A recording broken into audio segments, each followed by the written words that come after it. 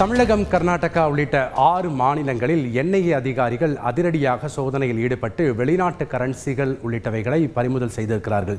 கூடுதல் விவரங்களோடு இணைகிறார் செய்தியாளர் சசிதரன். வணக்கம் சசிதரன். என்ஐஏனுடைய சோதனை குறித்த முழு விவரங்கள் என்ன? விவரங்கள். தடை செய்யப்பட்ட இயக்கத்திற்கு ஆட்கள் சேர்த்த வழக்கில் 6 மாநிலங்களில் பல இடங்களில் என்ஐஏ இன்று அதிகாலை அதிரடியாக சோதனை மேற்கொண்டது. சுமார் 6 மணி நேரம் நடைபெற்ற இந்த சோதனைக்கு பின்பர் 25 மொபைல் செல்போன்கள், 6 மடிக்கணினிகள் மற்றும் 4 சேமிப்பு சாதனங்கள் உள்ளிட்ட பல்வேறு குற்றச்சாட்டு ஆவணங்களையும் மின்சாதன பொருட்களையும் பணம் உள்ளிட்டவைகளை பறிமுதல் செய்திருப்பதாக தேசிய புலனாய்வு முகமை அதிகாரிகள் தகவல் தெரிவித்திருக்கிறார்கள். இன்று காலை 6 மாநிலங்களில் பல இடங்களில் சோதனை நடத்தியதில் அதில் ஏராளமான டிஜிட்டல் சாதனங்கள் மற்றும் குற்ற ஆவணங்கள் பணத்துடன் கைப்பற்றப்பட்டிருப்பதாக தெரிய வந்திருக்கிறது.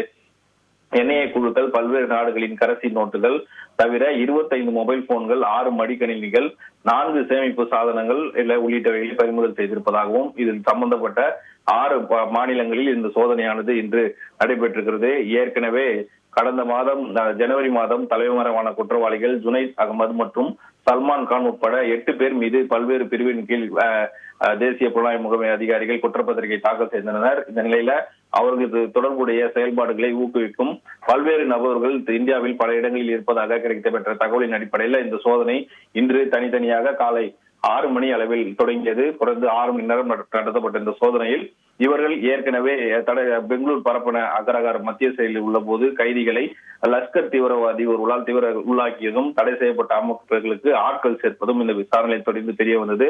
இதனை அடுத்து ஏற்கனவே பெங்களூரு காவல்துறையின் சார்பாக 7 கைத்துப்பாக்கிகள், 4 கைகுண்டுகள், 45 லைவ் ரவுண்டுகள் உள்ளிட்டவைகளை வாக்கி டாக்கிகளுடன் பறிமுதல் செய்தனர்.